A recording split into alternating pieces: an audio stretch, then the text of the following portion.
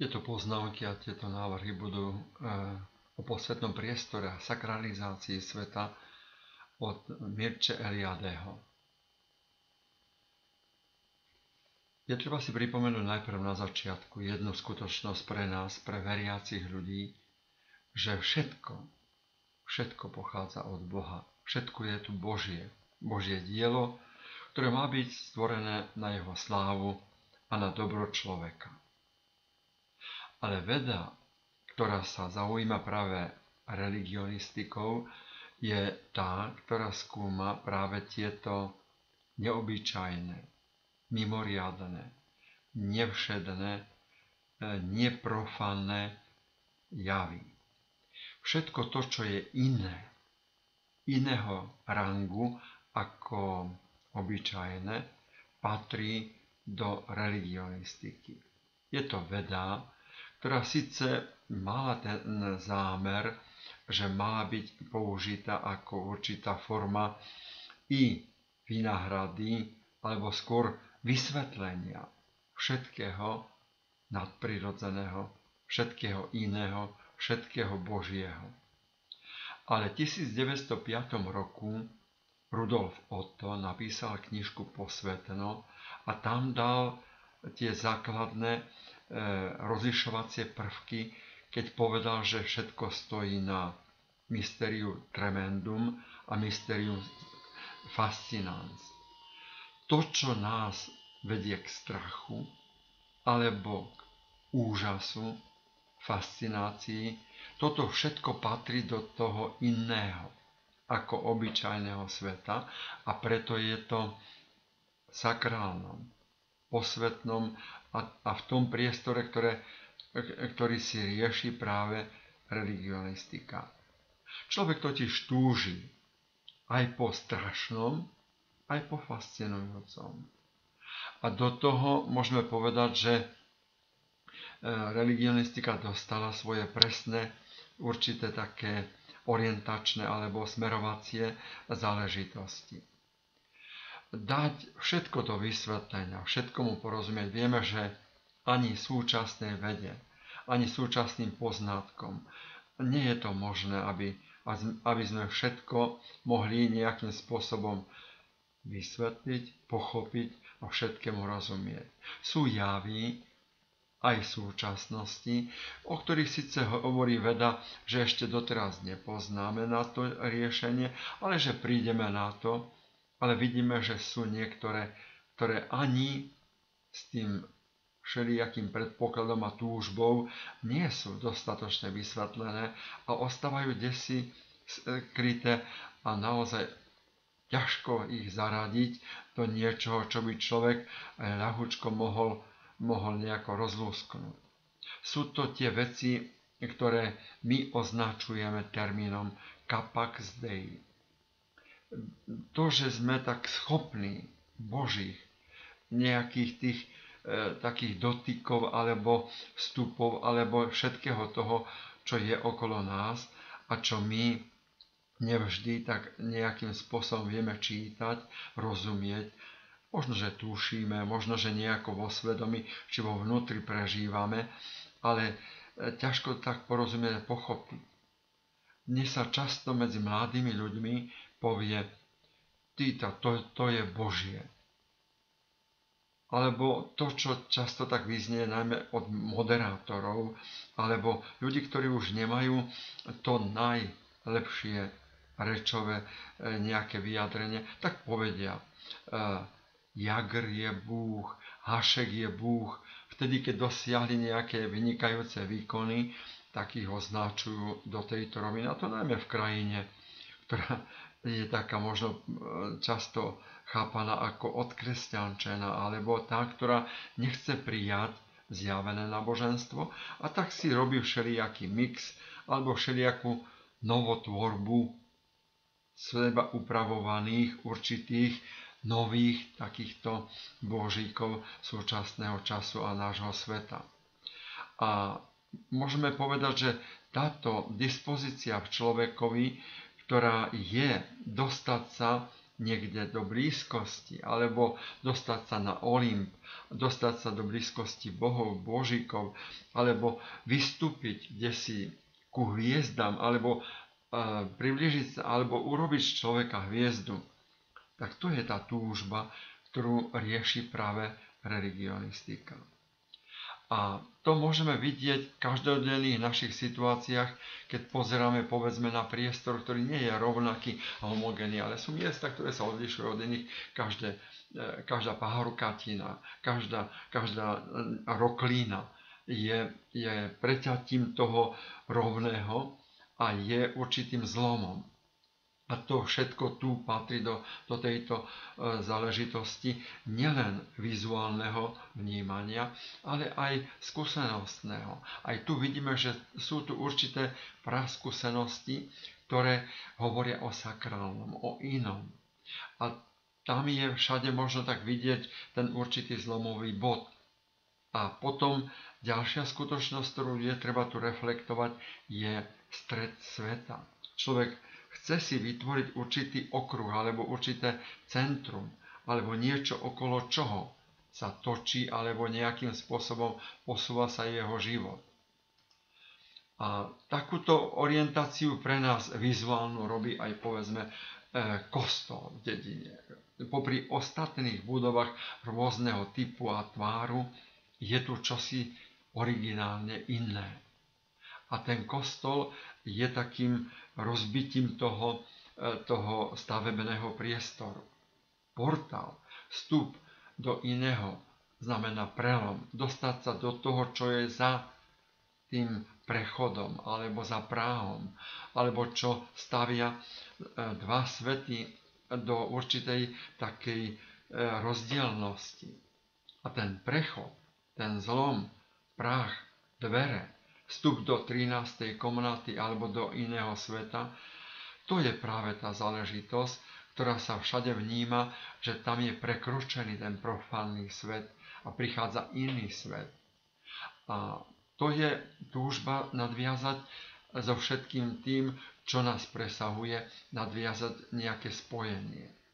A preto aj ten otvor, ktorý bol nielen na vetranie, na vrchu, povedzme, chyže, chatrče, ale znamenal to aj najmä v noci pohľad na hviezdnaté nebo a výstup kdesi k tomu nebeskému, tomu, čo človeka prevýšuje. A chrám tvoril vždy taký nejaký vizuálne rozbitý priestor, ktorý nás má evokovať k spojeniu so svetom Bohom. Posvetné miesta vznikali tým spôsobom, že človek zažil čosi iné. V teofánii, v božozjavení alebo v niečom inom ako to obyčajné. Koncom 16. storočia El Hemel postavil sa pri prámeni, aby tam prenocoval. Zarazil palicu do zeme, ráno sa preberal, kto vie, ako dlho spál, a chcel vyťahnuť palicu a badal, že vyrašila lístky. Pre neho to bolo posvetné miesto. Miesto, kde ten život sa hlásil k prejavu.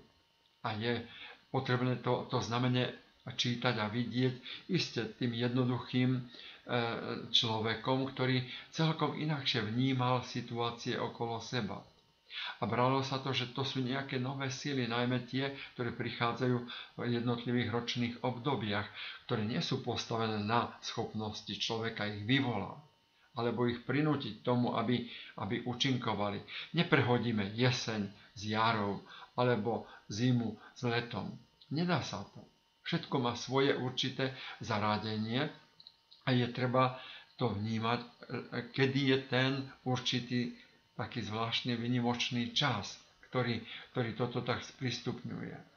No a ten čas, tie posvetné mýty o vzniku času, o narodení času sú veľmi také zaujímavé a tam môžeme vidieť, že čas sa vnímal tak, ako my môžeme nejako čítať u svätého Augustína, ktorý hovorí, viem, že čo je čas, mám ho nedostatok ako každý iný, ale keď ho mám popísať, čo je čas, začína problém.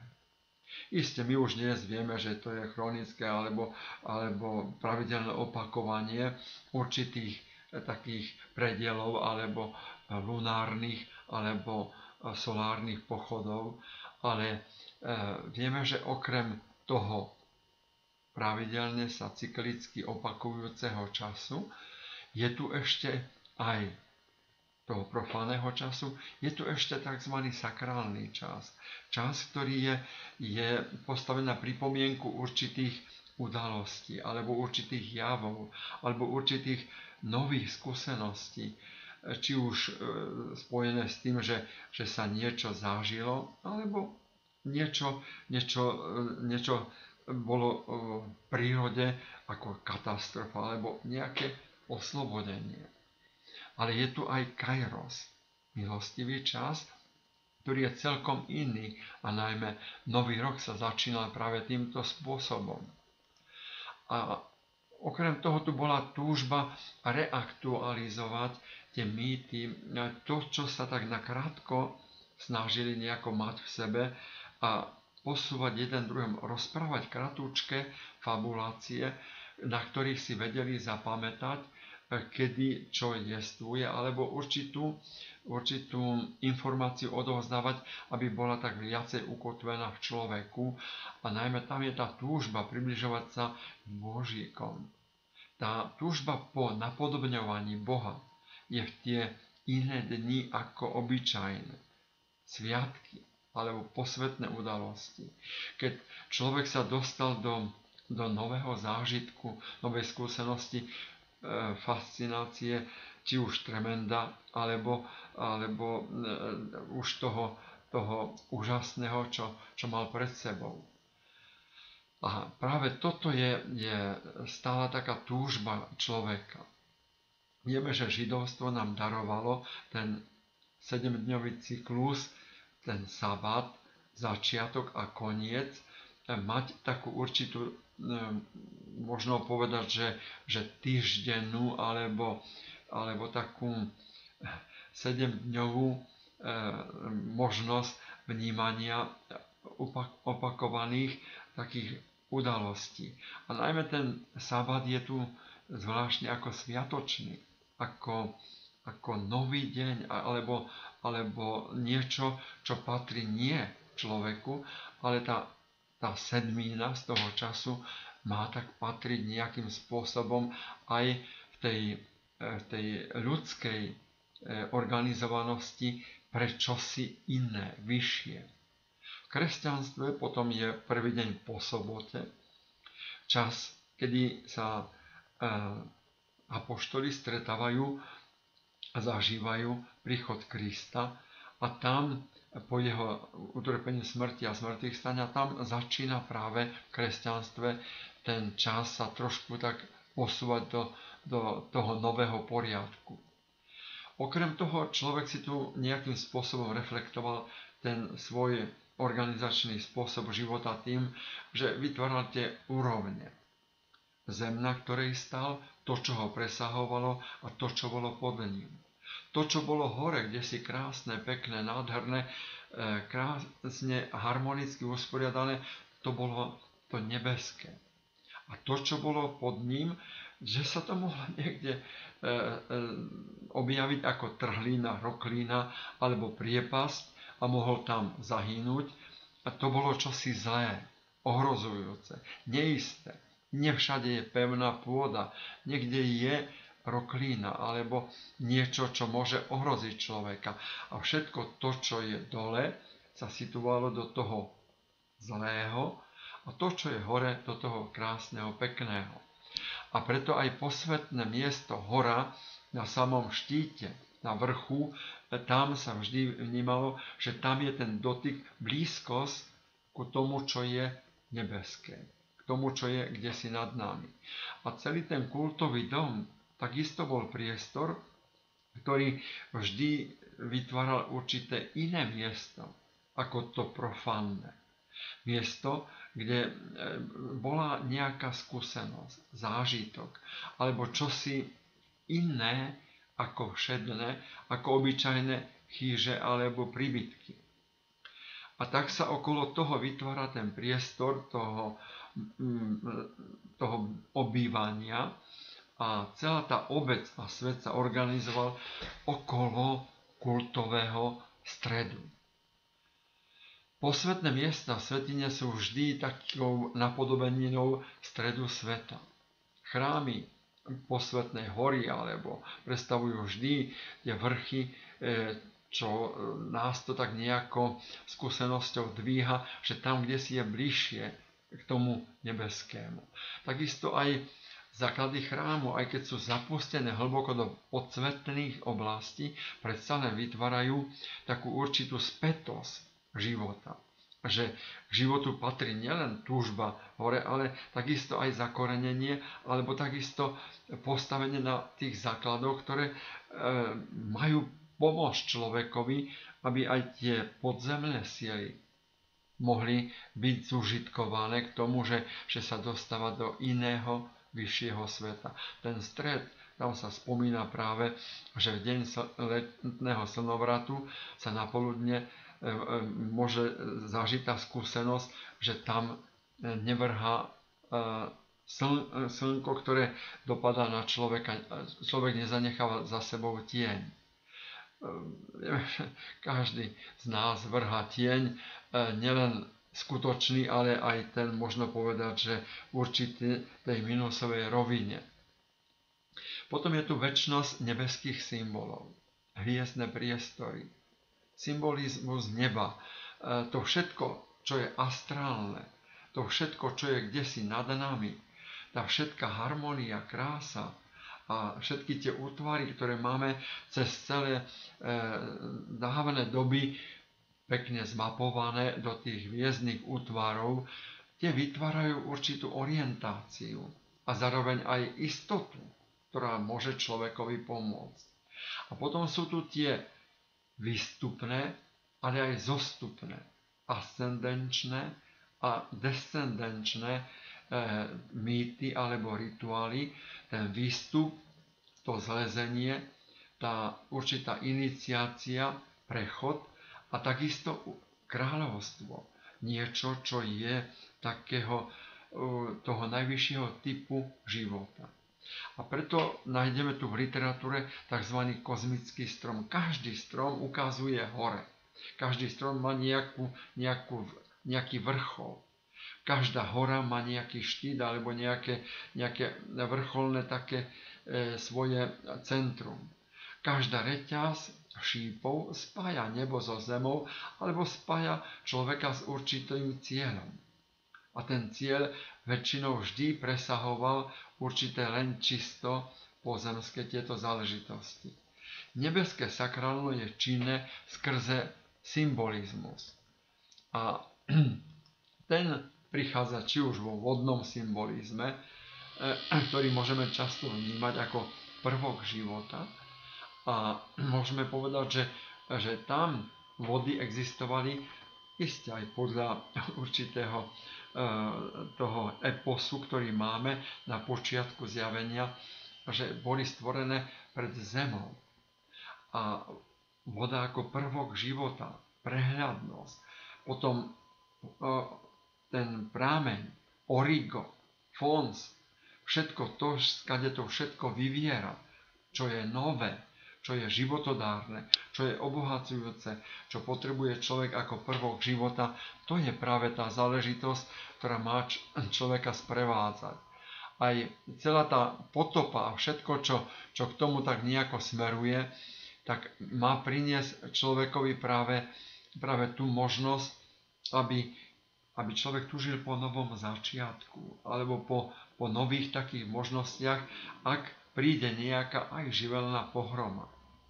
A takisto aj krst je práve ponorenie do vody, ako do vodného symbolizmu, skade, kde človek umiera a vychádza nový človek, znovu zrodený z vody a z ducha. Potom je tu skutočnosť terra mater, matka zem. Tu sa spomína práve taký prvok, že Smohala, náčelník kmeňa, odmietal orať, sekať, rezať zem, lebo ona je matka. darkyňa života. A staré kultúry si to veľmi považovali a pripodobňovali zem ku žene. Zem a žena vytvárajú určitú plodnosť, nový život, nový dar. A preto je žena mysticky spriaznená so zemou. Zem je schopná bez pomoci nejakého partnera obnovovať život. Teda mater. Grécke bohyne bez pomoci bohov prinášajú život.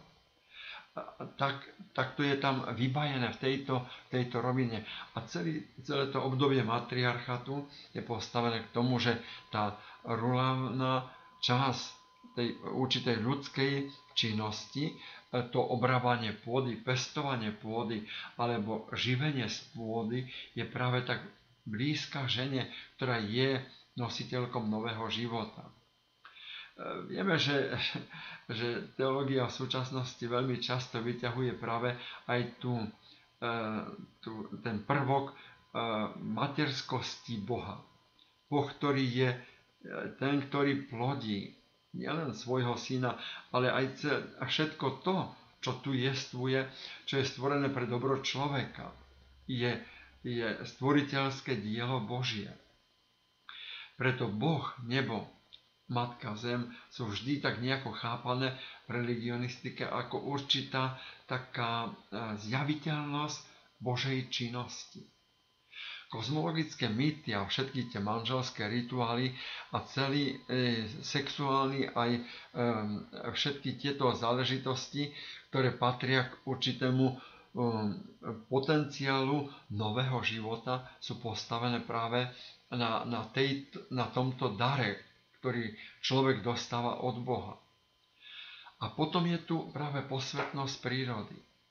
Celé to kozmické náboženstvo, ktoré vnímame, je chápané, že príroda nie je nejaká profána záležitosť alebo niečo samozrejme. Niečo, čo je len čisto nejakým spôsobom v tej záležitosti, ktorú berieme ako samozrejmosť. Príroda je naozaj niečo, čo Boh zveril človekovi ako záhradu, aby sa staral, aby bol naozaj ten, ktorý kultivuje, pestuje, ktorý obrába a zároveň prináša užitok nielen pre seba, ale odvádza aj čas úrody na Božiu slávu. Posvetnosť miesta v prírode, posvetnosť jednotlivých predmetov je veľmi dôležitý taký prvok, ktorý patrí práve ku religionistickým bádaniam a vnemom, ktoré máme ako posvetné kamene, posvetné určité také kmene alebo nejaký útvar, ktorý je v prírode, ostáva vždy s nejakým takým pomenovaním, niekedy s tým, že je to čosi plusovej rovine, niekedy máme to ako minusové, čertová skala, alebo podobný taký prvok, to patrí práve do tejto roviny, ktorá je v posvetnosti prírody.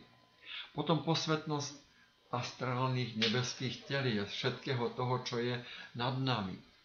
Všetky tie pohyby, ktoré človek tu vnímal a vždy nejako sníval o tom, čo je tam hore, ako ten hore, ten majiteľ neba, ako tam naozaj má to všetko v takom krásnom, nádhernom poriadku a vo všetkej tej určitej harmonii, ktorá človeka vedela vždy fascinovať. A hviezdnaté nebo nad nami je niečo, čo aj Kant uznával a hovoril ako neveriaci, že hviezdnaté nebo a ten hlas, vnútorný hlas svedomia je niečo, čo naozaj neveriacemu človekovi ťažko nejakým spôsobom vysvetliť. A to je práve to, čo je nahore, čo je kdesi nad nami, čo nás presahuje kdesi.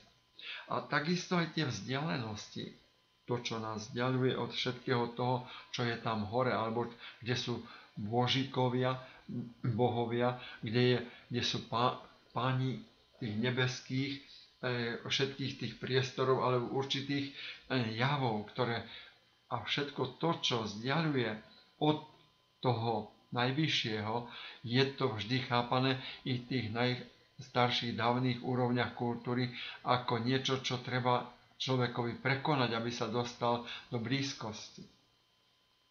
Takisto aj tak ako kozmos, poriadok a určitá harmónia, ktorá je vnímaná, aj celý ten čas, cyklický čas okruhu roka. Všetky tie určité jasné pre nás už cykly, ktoré opakujeme, jar, leto, jeseň, zima, všetko ako ide za sebou. Ste to museli títo jednoduchí naši predkovia vnímať podľa určitého solárneho, slnečného a takisto astrálneho pohybu. A stade sa rodí práve tá záležitosť rozlišovania a nejako popisovania všetkého toho, čo je tu nejako nad nami. A preto aj ten koreň, ktorý si všimol jeden z tých religionistikov, ktorí skúmali tieto veci, templus a tempus. Templus ako chrámový priestor alebo posvetný a potom tempus tempo, pohyb. To, čo je tu stále určitým spôsobom posúvané ako aspekt pohybu, či už časový, alebo potom templus priestorový. Každoročné opakovanie týchto určitých ročných období, ako im my dnes hovoríme, to je tá príležitosť, ten stály taký zápas, ktorý prechádzal cez určité prechody, ktoré máme v tej, či už jarnom slnovráte, či jesenom, či zimnom, alebo letnom. Všetky tieto sa nejako vnímajú ako znovu nastolený čas. A najmä nový rok sa vždy vo všetkých kultúrach chápal ako nový začiatok. Všade sa to nejakým spôsobom berie ako regenerácia nového sveta, nového poriadku, nového času. Všetkého toho, čo prichádza a čo je tu pred nami. Ten náš svet, ktorý človek chce nejako vnímať, je vždy postavený okolo určitého stredu. Tak ako my máme určité svoje orientácie alebo svoje pohyb postavený okolo svojho bývania, či už je v byte, či už je v dome, či už je v prenajme, alebo či je už v nejakej chate, alebo kdekoľvek. Hľadáme si určitý taký stred. A tie dávne časy tie usadlosti rozdeľovali vždy do určitej kvadratúry, a kde to bolo postavené a celé to také obydľovanie postavené, kde v strede bol ten kultový priestor, kultový dom a okolo neho sa potom vytvárali príbytky. Každý chcel byť čo najbližšie k stredu a každý sa snažil byť ochrane toho posvetná. Strecha v každom dome smerovala k nebu alebo k tomu, čo ukazuje na to, čo nás presahuje. Každý strom, každá hora. A dolná časť sa chápala, že tam je to všetko, čo je v ríši mŕtvych, alebo tých, ktorí nie sú nám priaznivo naklonení. Obec tiež mala byť určitým obrázom alebo nejakým spôsobom pretvorenia toho kozmosu harmónie, ktorú my môžeme vnímať, že okrem toho chaosu, toho neporiadku, toho nestáleho, je tu aj určitá taká vízia najmä z toho astrálneho vnímania, z každodenného solárneho začiatku a potom západu slnka. Je tam možno vidieť, že je tu určitá forma, ktorá evokovala k tomu premeniť ten určitý taký neustalený spôsob okolo seba do určitého poriadku. A takisto zvládať aj tých, ktorí to prekážali, ktorí robili rozklad, či už démoni, dráci, alebo nejaká temnota, či chaos.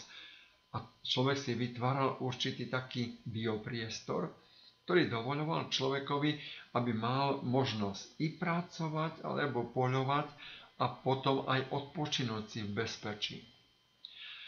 Vieme, že tá desakralizácia prírody začína vlastne samým človekom, ktorý matke Zeme nejakým spôsobom chce ukradnúť nejaké plody alebo privlastniť si. Všetky tie dnešné jazierkové záhrady, všelijaké pagody, všelijakí trpaslíci, všelijaké skalky, všelijaké také mini hory, to sú všetko určité také rudimenty, ktoré sú v človekovi, kde sa chce nejako práve cez aj tieto mini útvory chce sa dostať do určitej harmonizácie s prírodou. Človek je totiž postavený tak, že vie v prírode nájsť svoju určitú obnovenú harmóniu. Prechádzka po lese, nielen v jari, keď to všetko začína rašiť a hlasiť sa k životu, ale i v lete, i v zime. I v jeseni, keď je nádherná, krásna tá farebná forma toho listia, tak všetko má svoju určitú takú zaradenosť v živote a na človeka to úžasne vplýva. Má rád krásu, nádheru. Má rád to, čo ho osloví, čo vytvorí určitý úžas nad tým, ako tie pochody fungujú. A potom aj tie solárne a lunárne pochody, ktoré tu máme vnímané od človeka a doslova sú vytvorené, že to slnko je ako keby takým, najmä v egyptskej kultúre, boh Ré. Všade tie jednoduché národy označujú práve slnko ako toho bôžika, ktorý spôsobuje a vytvára určité také jasné a stále také vyvolávanie nového života. Potom celá ľudská existencia a posvetnosť ľudského života môžeme si všímať, že človek má takú otvorenosť svetu, patrí do určitej tej svojej takej prispôsobenosti všetkému, čo v prírode má svoju funkčnosť a svoju živosť. Isté, že z počiatku najprv to poľovníctvo, potom neskôršie sú tie prejavy, keď už má nejaké nachytané zvieratá ako pastierské, ale aj tie lovecké záležitosti a až neskôr je obrábanie pôdy alebo také domestikovanie, ostávanie v určitých obydliach ako v dome, ktorý vytvára stred a pomáha človekovi, aby si kultivoval pôdu okolo seba a prinášal si určitú zabezpečenosť pre svoje prežitie, pre to, aby mohol požívať výpestky svoje ako zdroj života.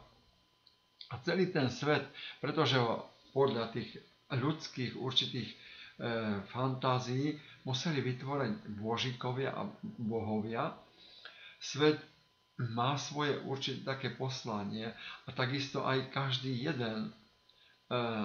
jeden ľudský život je vždy chápaný ako niečo, čo je tu tými bohmi a božikmi tak organizované a vnímané, že sú tu dané tie možnosti, aby človek sa zaradil do všetkého toho posvetného prírodného prostredia a že by on tam bol ako ten, ktorý má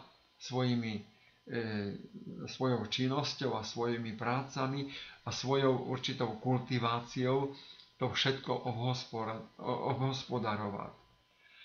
Celý ten spôsob jestvovania v chápaní toho tela domu ako korpusu a komunikácie s božikmi ostáva práve v tom, že človek chce byť v blízkosti pri strede.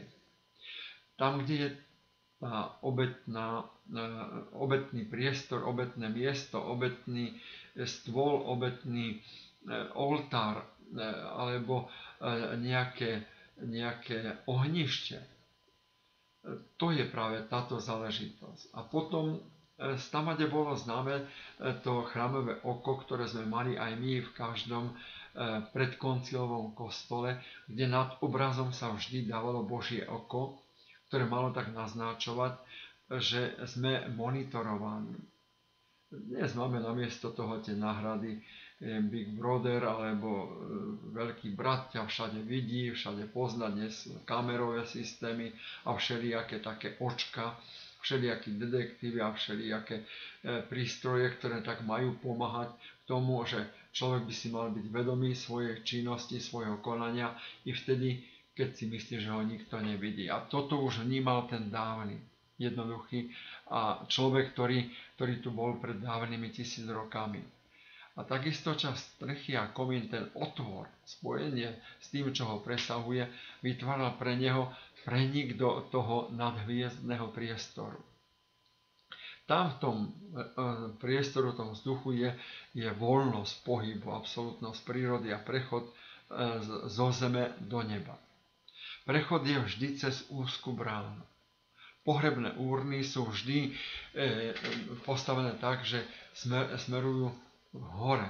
Dostávajú sa do určitého útvaru, ktorý mal tak naznačovať túto záležitosť. Vieme, že aj spaľovanie mŕtvol bolo postavené vždy na určitých takých vyvešených miestach, kde sa malo naznačiť, aby sa skôr nejakým spôsobom pomohlo tej duši, aby mohla stade výjsť a dostať sa do iného života, z neživota k tomu životu, ktorý je v novej existencii. Potom rity prechodu.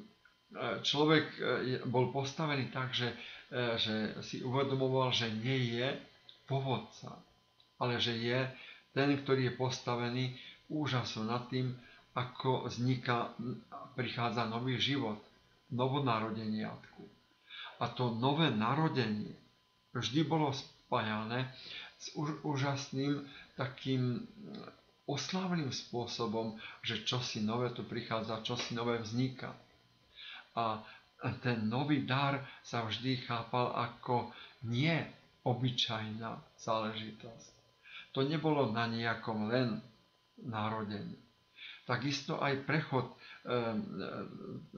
tá fáza, či už z chlapčenstva do mladenectva, tou polúciou alebo menštruáciou, je prechody do toho iného, do inej fázy života, tak je tam postavené až k tomu tej oslave nielen týchto prechodových častí, ale takisto aj potom svadba bola vždy chápaná ako niečo mimoriadne, úžasné, čo nie je všedeného, obyčajného nejakého dohovoru alebo nejakého rozhodnutia dvoch ľudí a všetko nech nám do toho nikto nehovorí.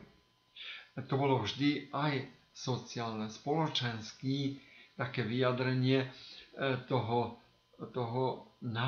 tej nádeje s tým, že prichádza iná fáza života.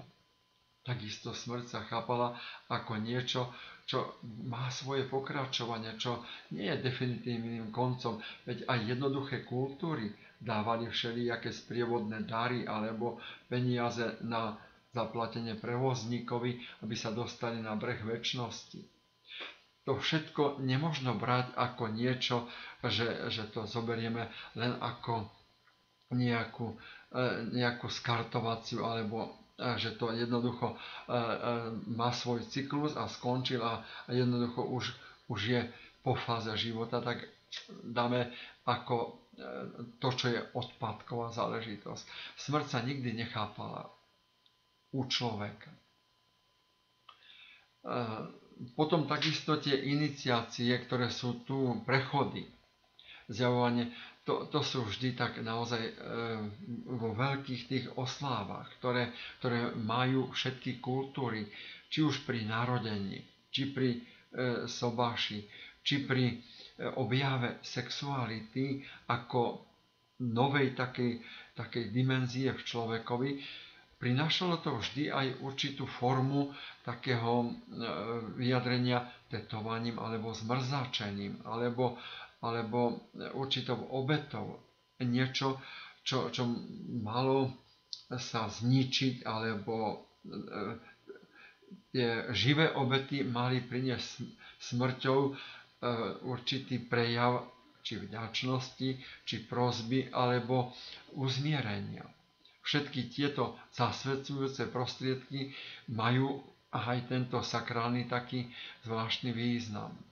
Potom aj tie mužské bratstva, tajné spoločenstva žien, ktoré sú vo všetkých kultúrach a všelijakých týchto, kde všetko sa odovzdávalo od otca synovi, od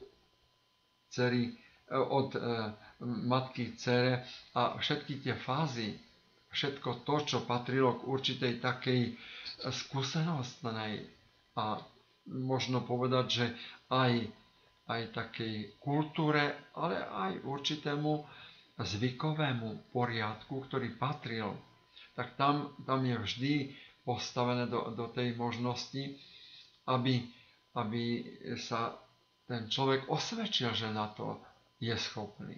A vieme, že sa to neodovzdávalo len pri takých jednoduchých záležitostiach, ale človek tam mnohoraz bol zmlátený, zlinčovaný alebo zmúčený.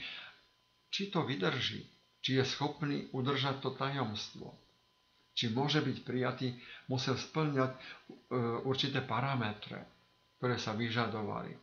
A takisto aj ženy pod vedením tých starších žien dostávali určité také vlastné do života špeciálne také spôsoby, ktoré sa neudovzdávali len, jak sa povie, hocikomu a hociako. Potom základné idei religie alebo náboženských určitých javov.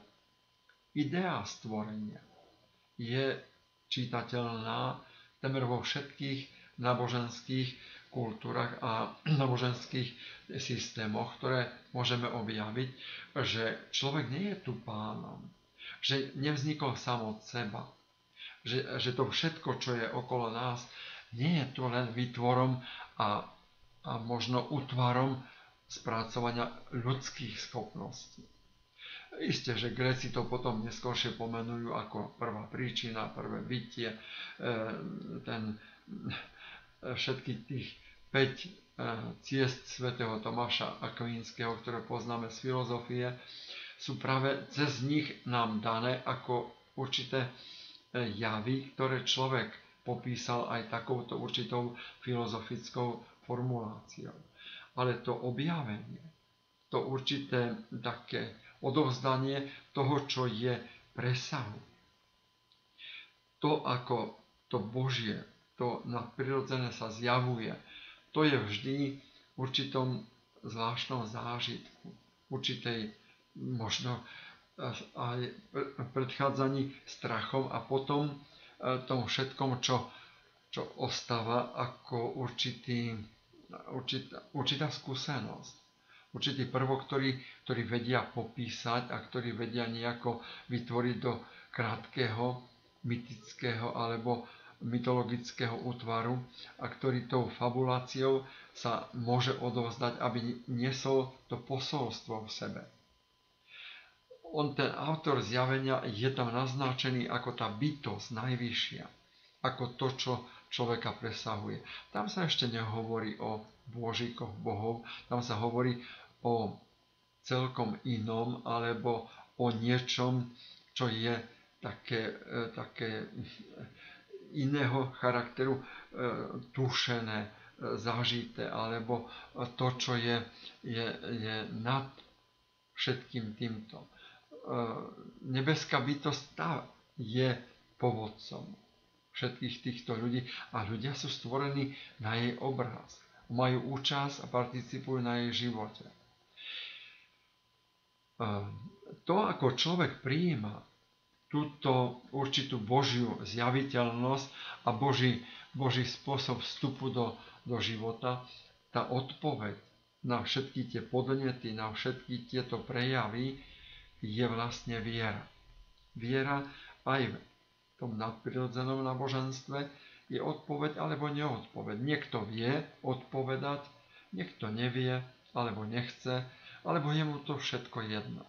To sú všetko tie typy alebo možnosti, ktoré človek originálne, temer každý človek nejakým spôsobom vyjadruje ten svoj postoj, ktorý je možno slovný, verbálny alebo neverbálny, neslovný, ale je tu určitý jeho postoj. Takisto aj vedomie hriechu. Je tu vedomie, ktoré nám vo svedomí avizuje, že toto nie je dobre. Toto je nesprávne. Tam, kde človek môže to vnímať ako určitú skúsenosť, ako určitú formu, že rád sa schováva do krovia, tak ako máme to v biblickom príbehu na začiatku povedané, že sa chcel schovať, chcel ako keby brať takú schovávánku a to rád človek robí pri individuálnom hriechu, že rád to zakrýva, alebo rád sa skrýva pred... Dnes možno, že sú takí extrovní ľudia, že radi sa predvádzajú všelijakými týmito svojimi pokleskami a svojimi hriechmi, ale v prirodzenom normálnom človeku je táto určitá bázlivosť alebo určitá forma strachu alebo hanby, ktorá ostáva v človekovi. A potom je to nielen ten individuálny, jak sa povie, počin, ale je to aj sociálny, spoločenský. Má to dosah aj na iné rozmery, ako len čisto, že je to moja vec. Vieme veľmi dobre, že každý hriech je aj sociálny. Všetko zlo a všetko dobro je nejakým spôsobom potrebné k integrite toho celého, čo tu je v našom vesmíre. A toto človek reflektoval od počiatku tú ideu hriechu. Túžbu sa nejakým spôsobom zbaviť toho hriechu alebo očistiť od hriechu. A preto hľadá záchranu. Záchranu, lebo vie, že sám si nestáči. Uvedomenie si vlastných limitov, vlastnej obmedzenosti. Ten vnútorný nepokoj, ktorý je v človeku, ktorý sa nedá utišiť, ktorý nedá spať. Strach, že príde nejaký dôsledok, nejaké nešťastie. Všetky tie formy, ktoré môžu a ktoré človek nadobúda. A takisto schovávanie sa pred či aj otcom, matkou, že za to rotrovinu niečo schytám alebo dostanem nejaký vyprask. To je práve táto záležitosť, že hľadá sa nejaký starší brat alebo silnejší, nejaký bodyguard, ktorý by ochránil, alebo nejaký spasiteľ, zachránca. To sú tieto prvky, ktoré nachádzame už v tých raných kultúrách.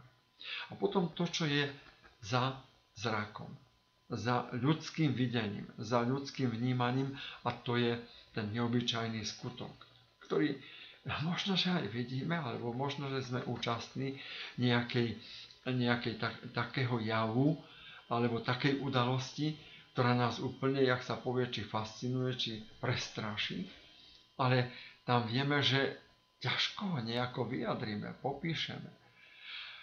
Môže to spraviť, nikdy to nejde, že to človek sám vyvolá nejakou svojou šikovnosťou, ale celý ten neobyčajný skutok je niečo, čo človeka presahuje a stáva sa intervenciou pre Boha. Ešte o hlavných prejavoch náboženského života v tých dávnych kultúrách. Chápanie náboženského skutku, kde už my dnes podľa Grékov vieme tak nejakým spôsobom to rozdeliť na intelekt, voľu a cít, na určité emócie, to je to niečo, čo môžeme tak chápať, že práve v týchto určitých, možno povedať, že takých prvkoch vieme nejako prežiť to určité iné, alebo čosi ako určité osvietenie, určitú udalosť, určitý taký prejav alebo niečo, čo nás vedie k mystériu tremendu alebo mystériu fascinans. Modlitba je vždy chápaná vo všetkých kultúrach ako určité spojenie, určitá možnosť, čo aj v kresťanstve je modlitba ako zjednotenie s Bohom. Aj tu zjednotenie s tým, čo je nad nami, čo je v tých výšinách, v tých nebeských sférach. Vedieť sa nejakým spôsobom pripodobniť, osláviť, odprosiť, dostať sa do tej blízkosti alebo nejakým do priazne toho božstva alebo božika. Obeta je takou vyššou formou, kde ja niečo zničím pre to božstvo, aby som si ho naklonil, alebo že by som sa mu poďakoval, alebo že by som nejako odprosil, zničiť pre nebeskú bytosť. Každá obeta je určitá forma, že ja odovzdávam či už materiálne, či už nejaké možno aj duchovné kvality, ktoré majú tak naozaj byť ako určitá taká moja možnosť zničenia pre to, čo je oslavujúce, poďakujúce, alebo nejakou formou vyjadríme všetku tú svoju sťažnosť voči božstvám. Iné náboženské akty sú tam odstraňovanie hriechu alebo forma zbaviť sa. Nielen všetky tie sauny alebo očisty alebo umývania vo vode vždy sa chápali ako určitá taká vonkajšia činnosť, ktorá naznačuje vnútornú očistu alebo vnútorné také nové možnosti vrátiť sa k tomu takému košer, čistému vzťahu s božstvom. Tie základy morálneho života, kultu a organizácie je tu treba si všimnúť vo všetkých kultúrach je hodnosť ľudskej osoby. Potom človek je naozaj tá najvyššia zo všetkých tých bytostí, ktoré sú tu. To dobro, ktoré tu je viditeľné v tej prejave darov prírody a všetkého, čo je okolo nás, vzduchu, ktorý možno berieme ako samozrejmosť. Mnohé záležitosti, ktoré berieme ako niečo, čo patrí k životu. Potom poznanie pravdy, alebo pravda sama, je tu postavená do tejto možnosti vedieť práve cez všetky tie aj pokusy, aj omyly, aj všelijaké tieto možnosti, alebo kontroverzie dostať sa k niečomu, čo berieme ako pravdu svojho života. Etika ako určité etické také formy slušného správania alebo vôbec organizovania života, aby sme zbytočne nenarážali do seba, ale že by sme vedeli sa nejakým spôsobom rešpektovať a vedieť si, jak sa povie, nestúpať po nohách, ale vedieť sa tak nejako rešpektovať. Zjavenie Božie vždy patrí do toho, že to je čosi výnimočné, extrovné, čo patrí do výnimočných darov, ktoré sa nedá nejakým spôsobom vynútiť, ale čo prichádza ako čosi, čo je mimoriadne. A svedomie ako taká indikácia v človekovi, že človek vie rozlišovať medzi dobrom a zlom. Hovoríme, že aj najväčšom grázlovi je vždy také svrbenie svedomia, ak robí zlé, aj keď si to zahlušuje, aj keď si deformuje, aj keď všelijakým spôsobom si nahovára, ale predsa len v ňom sa ozýva. V každom človekovi sa ozýva práve citlivosť na dobro a zlo. Potom kult, že všetci sme viazaní okolo určitého stredu, ktorý si utvárame, už či je to Božík, Boh, alebo nejaký výtvor, čo si tam dáme, to, čo je prioritou, jak dnes hovorievame, nášho života, alebo priorita nad prioritami všetkých ostatných záležitostí. A celá tá organizácia je vždy postavená v tých rodových, kmeňových, národných alebo svetových formách, ktoré sa vytvárali za určitých procesov a za určitého času. Celý ten zmysel základu náboženstva k čomu smeruje? K tomu, že človek cíti, že nie je tu, jak sa povie, sám Boh. Čo dnešný čas nám hovorí, že mnohé takéto prejavy ukazujú, ako keby naozaj človek sa stále desi drápal a vystupoval na ten piedestal, ktorý Bohu patrí. Človek preto potrebuje ochranu, spásu, záchranu. A tu sú tie možnosti cez všelijaké prekážky, problémy, spravodlivosti, púte, sklamania, ohraničenosti, svoje limity, dostať sa nejako v tej záchrane a stať sa účastníkmi všetkého toho, čo aj nám pomôže, aby sme dobre organizovali svoj život a svoje nasadenie. Tak toto patrí k určitým najzákladnejším prejavom, ktoré máme my v religionistike a ktoré nás môžu a majú nejakým spôsobom správne orientovať, aby sme dobre organizovali celý svoj život.